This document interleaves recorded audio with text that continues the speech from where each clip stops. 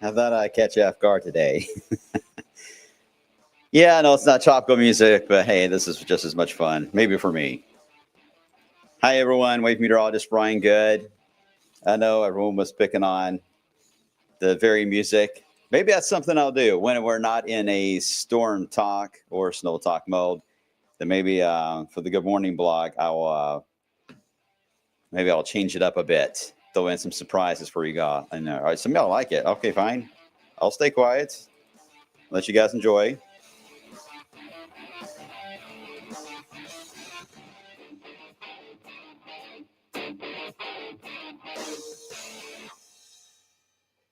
Okay, well, there he goes. It's over now. Hey, Louder Than Life, Bourbon and Beyond, coming up soon. We'll be hearing this all the time, coming up very soon. Is that September's around the corner. All right. Good morning, everyone. Welcome to the blog today. You probably saw the status there talking about the air quality. Not a big shocker there, just because of the a little more of a stagnant setup today. It's going to be warmer, a little more heat involved that builds up the pollutants. And of course, we still have some of that wildfire smoke that's still in the region anyway. I'll walk you through that. And we've been able to fine tune a little bit more on these rain chances as we head into the weekend. Still some ups and downs on how these chances will stack out, but we're starting to see at least a bit of a storyline develop through the weekend and into even next week. And then I'll end with the overall drawing segment. You guys love the drawing segment where we have a chance to kind of branch out a little further into the outlook into July, which is getting more and more supports. And there was a couple of key pieces I was waiting on today, and they came in and are aiming toward what I'm about to show you. So we're going to show you that and much more here on this lovely Wednesday. Yes, Wednesday. It's Wednesday. Good. All right. Remember the commercial? Oh, hey, Mike. Mike. Guess what day it is? Anyway, old time commercials. Those are always the best. Carrie, if you play some fish, could play some fish. One of the first bands, side note, this will be for Storytime night, whenever I decide to do another Storytime night.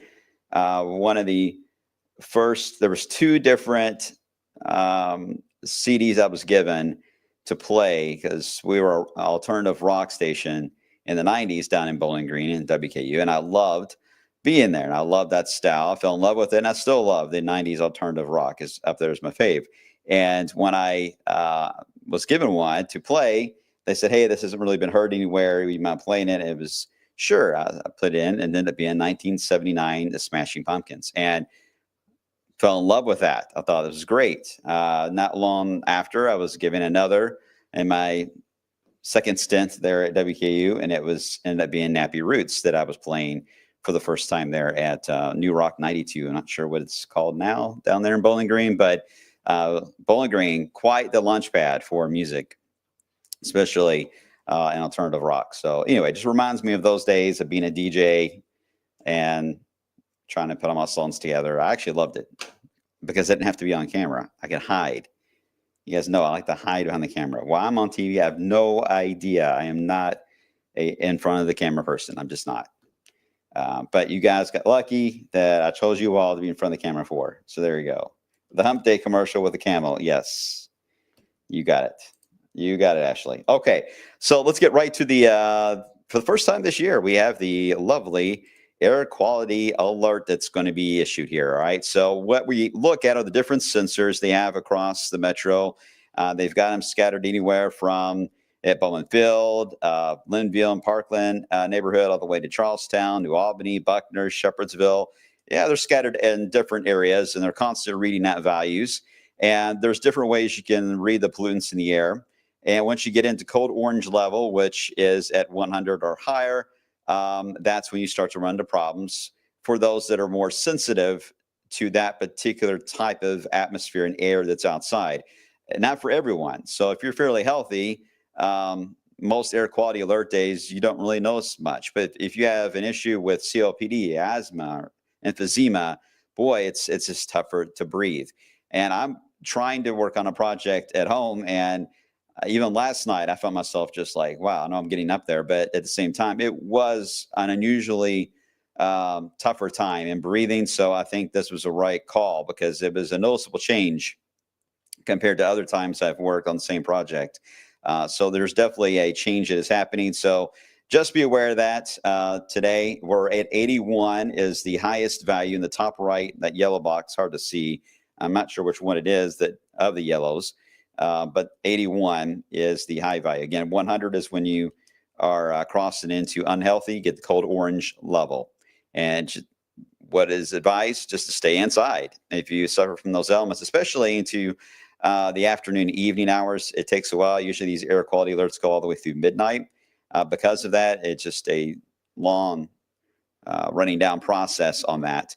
I don't think I've seen red maybe once for unhealthy, and that was during the really bad fires that we had to our northwest from Canada that just, inundated the area with, you couldn't even see outside. In many cases, they're advising you to wear a mask just to breathe. That's the last time I can recall us getting out to that level. It's just been a while. So since it really have changed a lot of the car emissions, especially, we rarely get to the red level or even hazardous. So orange is what the trend is today. So with the air quality alert, you're right, Chris B, about mowing today. Yeah, mowing now is okay because you're at 81 on the scale, so you're not quite up there. Or wait until a little bit later in the evening, and these values should start to ease back down. The air quality alert itself is issued from the National Weather Service, so it's not plotting on our maps yet. It will. It takes. There's a bit of a delay because it's Louisville Pollution Board that decides it. Then they communicate with the Weather Service. The Weather Service double checks that information, and then you see it get published. Typically, it's the Louisville Metro, like Beloit County, Clark County, Floyd, is basically included in the air quality alert. And then because there's some kind of, I believe it's a plant that's up there in Indiana. Sometimes we get parts of Indiana included in air quality alerts as well into that area. But today, really the main issue is just the fact that we're not mixing the air down. Yesterday, we had enough mixing going on to stir things up to where it created a lot of the haze, but there was enough of a breeze. You didn't really have the pollutants have a chance to stay in one spot and build and concentrate and value. Today, the air is a little more stagnant.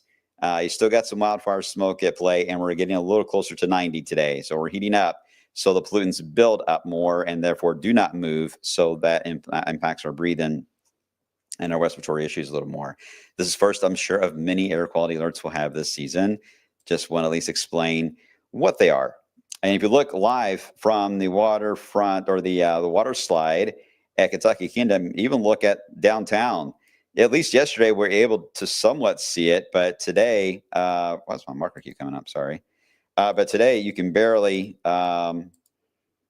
even see the building there, a little more of a hazier look, right? So certainly it's still there. And because of that, temperature is going to get way up there. The fires in question. Now, these are not all wildfires. These are just fires being reported. Some of these are in the parts of the Eastern Smokies, Appalachians.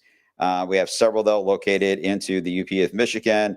Majority of it, though, is parts of the Rockies, but also not being reported into Canada. You can't see here that it's behind the banner, but it's been flowing in that low pressure today and yesterday to allow for that smoke to be now deposited in the Ohio Valley.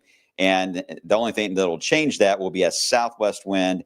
That will start up tomorrow. We should have enough steering tomorrow to stay out of the air quality, but it wouldn't surprise me that if we don't see enough steering tomorrow and we have a good chance to get to 90 degrees, we may see another air quality alert tomorrow as well. That is indeed possible. Okay, so how are we going to get out of this? Oh, yeah, I want to show you the national one. You can tell where the concentration of the fire is. Look at all that smoke. Whew. Yeah, even in I don't even know what the purple category is because I can't read it. Very, very unhealthy. Is that what it says? Yeah. A very unhealthy category in that little area purple. Otherwise, a lot of red. Never want to be in the hazardous. Yikes. But you can tell where the smoke is settled into the eastern United States here, and that's why several spots are in the same boat. But now we're adding in the heat into the mix as well. Okay, let's move on. Here locally, not a bad looking setup. It's going to be a nice day. It's just going to be really hazy as we saw yesterday. You'll have a few cumulus clouds that may try to develop under that haze, but you won't be able to see them very well because they'll be blocked out so much. Our next weather maker is this low pressure developing in Texas. This is little mini right now, but it's going to take some time to work its way up into about, I would say, southeast Missouri, Illinois, and then take a right turn at Albuquerque and right along I-64, and then drift into the Mid-Atlantic area. But there is another one that will drop down. It's a front, really, that'll be moving in from the plains. It will drop down with another low pressure that will impact us for a few days for early next week. And then we get into a little bit more of a pattern change, which I'll explain coming up at the end here. But no doubt the main part of the 10-day early severe you're going to see is going to be about this guy here. How fast does it move in? How slow does it make its journey across wave country? And depending on which side we're on, too, will determine how strong or heavy they will be. If we're on the eastern side, we'll be more on the risk for heavy rain, thunderstorms. Severe weather, yes, is possible, but the jet stream, because this is moving slow, if we're talking about a front that is even a low pressure in general, if something is, we're using the phraseology here of it's crawling along and barely moving through, that should tell you there's not a lot of jet energy. There's no tailpipe. There's nothing to move these bad boys out of here. So because of that, your severe risk gets reduced. So you cut down on especially your tornado threat, but you do have a damaging wind threat, a lot of lightning, and certainly flash flooding that will be more of a concern with this very sluggish pattern. I got a feeling we're going to end up with flooding issues and flood watches coming out as we hit the next few days. We get a better handle on rainfall amounts. Actually, I think it's inevitable to get away from flood watches in this setup. So we'll have more on that in the coming days. Let's try to enjoy the quiet. Okay, let's get you to what do I have next here? Let's go right into Futurecast. There's the fuel. I was going to show you that. Where today, again, we don't have to worry about showers and storms. You can see it's creeping up, though, right up, right up the Great Plains, Mississippi Valley there, because it's flat and it's a straight flow right off the Mississippi Delta area right into eventually Canada. It's going straight up. But high pressure, because it's clockwise flow, will grab that flow that's to our west and start to bend it. It'll bend it, it'll arc into the wave country like an arrow. So it will eventually make it here. But for right now, it's not ready to do so. So you're going to gain another dry day today, and I think it'll gain tomorrow too. I really do. I'm not too worried about a rain chance. And if there were any, it would be like so isolated. Okay, so let's get right into Futurecast. I'm not sure why these maps, I feel like these maps are going in this weird loop here. Maybe the stuff from yesterday I was clicking on. Sorry, there we go. I forgot to clear out the stuff from yesterday. It's only Wednesday, right? Here we go, hour by hour today. We're going to climb into those upper 80s with some increasing high clouds developing more and more. Still some pretty sunrises and sunsets because of the smoke at play. Although tomorrow morning, it's high clouds that will be in the mix as well. So that kind of cuts down the show. It won't have as much smoke either tomorrow. So we're kind of getting back on track on Thursday. But I do think Thursday is a classic look of being a capped day. I do think the pollutants are going to build up here.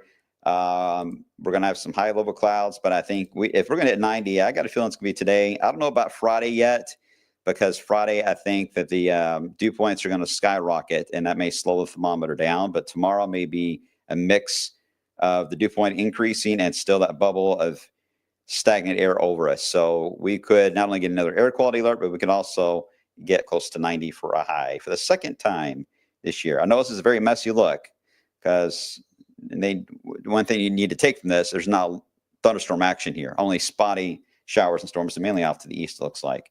Okay, you ready? Here we go into Friday. This is where things change. We get into Friday morning. There's a small chance for a downpour midday Friday, but it's really Friday afternoon. Look at the cape that really builds. You got that gold shade here, right? Lots of fuel. These thunderstorms that develop Friday afternoon, boy, they are going to be loud. And this is the cloud to ground type of lightning types of, sometimes you see the flash out the window, but you haven't heard the thunder yet, but you know it's coming. And you brace yourself, and still when it does that crackle sound, it still scares you, it makes you jump. It's that kind of a lightning we're looking at on Friday. So if you have any outdoor plans, get inside. If you hear any of that thunder out there, don't waste it. Spend that time lingering, even if it's sunny where you're at. Lightning can strike you up to 10 miles away from where you're at. So A lot of pools, I'm sure, will be out or open. Everyone's going to be out in them. So just be weather aware. Very heavy rainfall. Severe threat. Only issue here on sound severe. There's not a lot of wind, but there will be downburst wind scenarios. And there could be a sporadic severe thunderstorm warning here and or there just to account for damaging winds. But as I've alluded to many times, these damaging winds can really have a kick to them. I mean, they're type that can come down and just absolutely cause some wind damage. And then once the gust of the front, because it's collapsing down from the top of the storm, but once it's done running down the pipe, you can, if you were able to stand there and watch it and kind of, okay, it's almost done. It's almost done. Oh, okay, that's it. That's all the wind. It's gone now. Now the storm's over. It's that kind of scenario. So it doesn't last for hours and hours and hours. But if you happen to be near the spot when it finally lets go and that colder wind sends that wind rushing to the ground, you can get wind damage. Hard to pick out until they're actually happening. But Friday is one of those days where you can get that type of weather. Okay. So this will continue to be an issue, not only for Friday afternoon, Friday night. We get into Saturday. I think we'll see more of the same. Here is the Euro for Friday evening at 7 o'clock. Very similar look. This is just a wider view. Here's the low. Again, slowly working its way through.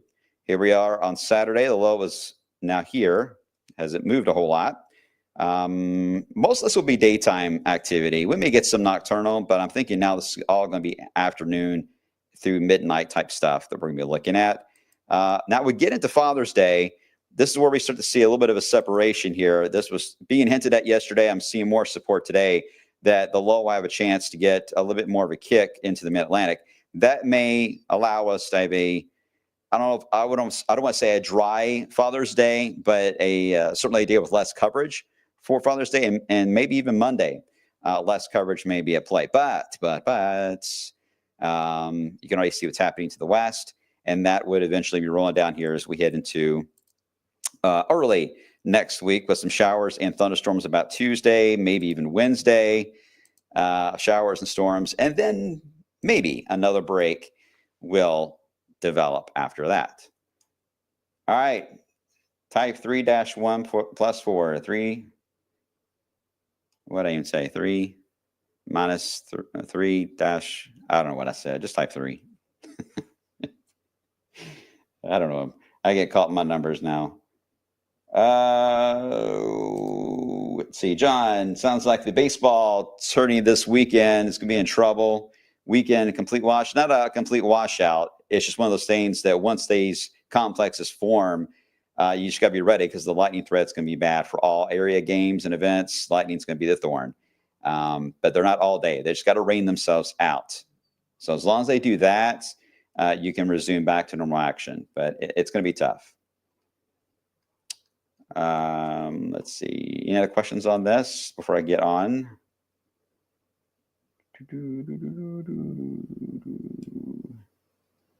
Let's see.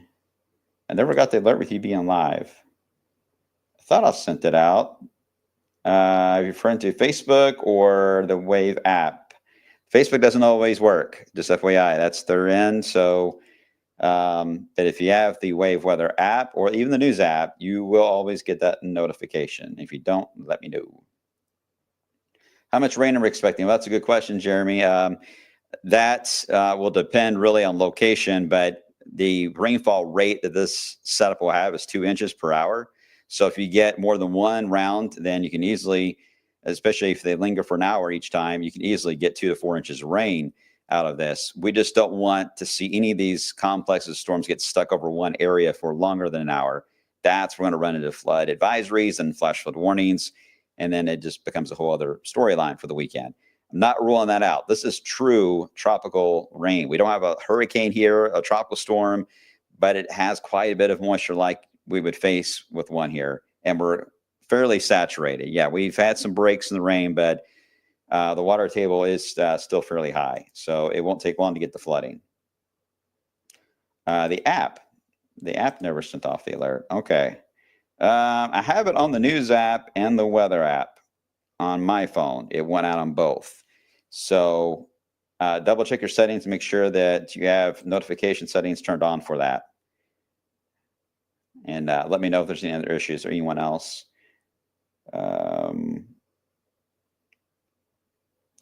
YouTube's different. Yeah, YouTube and Twitch have a different because they all are shared. News uses those as well. We're primarily, though, on the app stuff, usually us. You guys know when it's us. But there's going to be a change to some of the social media ones that I'm working on that I think you will like. That will kind of spread this out a little bit, make it clear. Okay.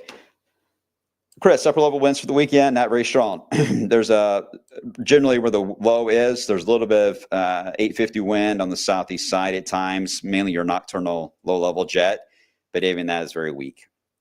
So getting them to be organized is tough. Getting them to move is going to be tough.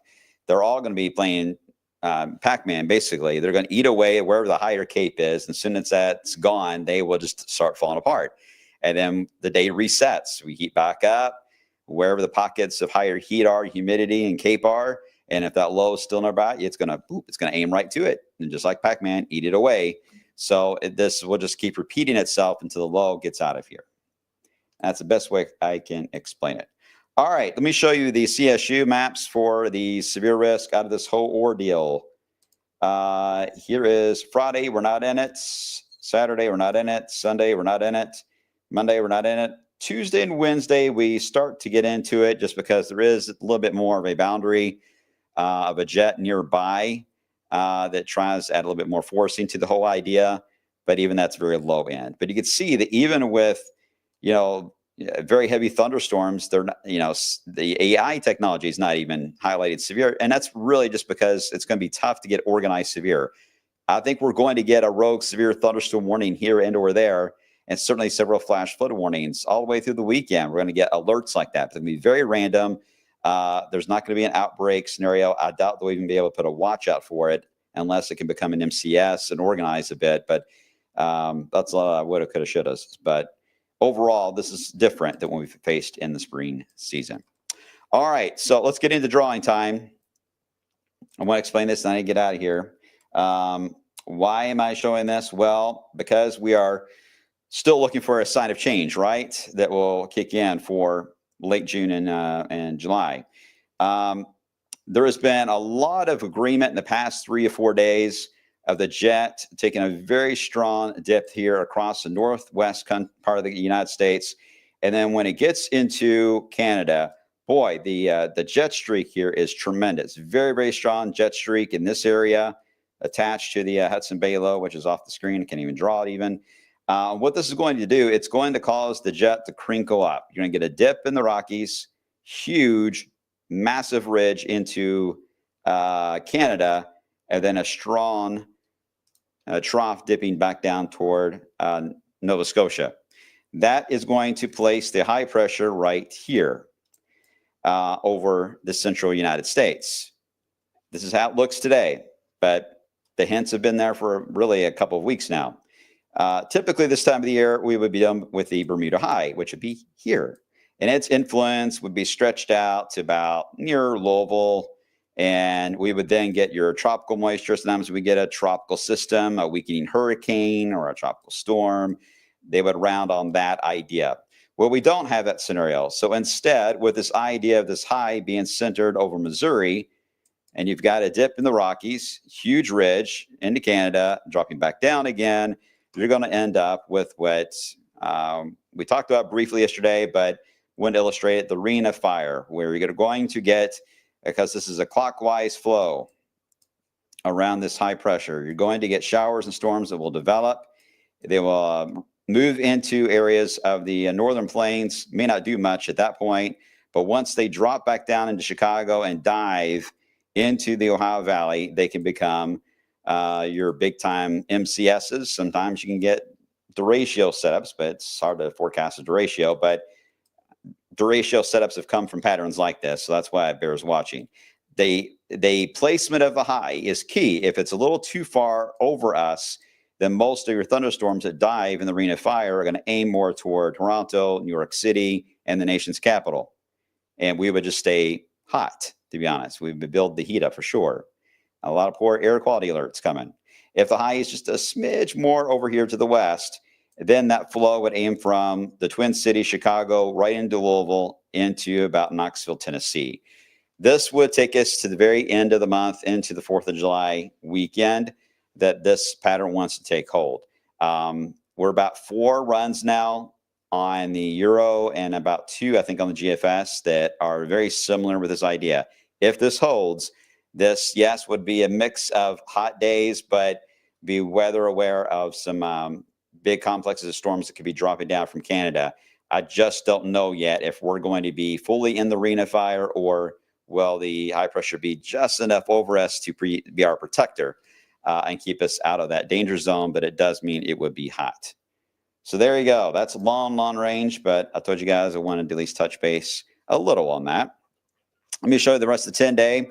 88 today. We're going to go for that 90 tomorrow based on the heat dome over the area.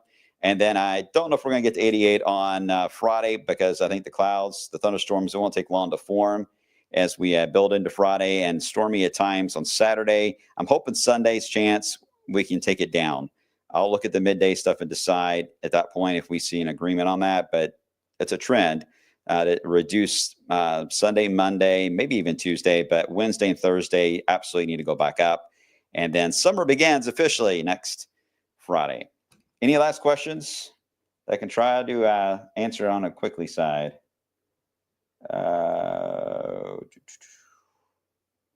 Do low pressures go around the highs? The storms go around them with there being lows? Storms go around high pressure. So the flow is from high to low, and that's the way they want to flow right into is areas of low pressure. So anytime you got low pressure, you can get showers and storms that rotate in a counterclockwise fashion, but a high pressure in general is sinking air. But it's on the edge of that where you have the battle zone of the air rising again, right on the edges only. So you got to look at the big red or the big blue H on TV as a dome. It's sinking air. It's pressure on your body that's coming down. You weigh more. If you get on the scale, by the way, you weigh more on a high pressure day. On a low pressure day, when it's storming outside, you actually, if you get on the scale, you'll weigh less. Maybe not significantly, but the pressure on your bones is that much of a difference. And that's why we all complain about our bones hurting all the time. But high pressure is sinking there, but that's good because it keeps the clouds from forming, keeps us on sunny days, warm weather. But on low pressure days, everything is rising, including our bones. And with that motion of rising, you lead to showers and some thunderstorms. All right, that's my long science answer for today. All right, guys, you're awesome. I got to go. It's 10:16. Appreciate you watching. I'll see you coming up at 11 a.m. on midday. And we'll just see how this looks, and we'll trend it in a day-by-day setup here as we evolve. But again, air quality alert will be coming out soon. Take it easy outside if you have any type of breathing ailment, guys. See you on the flip.